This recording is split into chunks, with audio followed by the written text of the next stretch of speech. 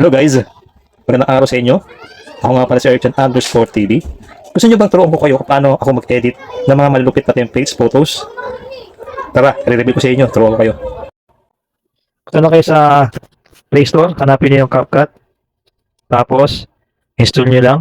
Sa akin naka-install na, so punta lang kayo sa templates. Pumili lang kayo ng mga templates na gusto nyo. Kung may matipuan kayo, piliin lang muna natin yung 7 photos. Tapos, punta tayo sa gallery natin. Hanap tayo ng mga photos. Pili lang tayo dyan ng 7. Guys, huwag nyo kalimutan i-follow ha. Mag-comment na rin kayo, mag-like, share para matulungan din natin yung mga kapwa natin sisi, no?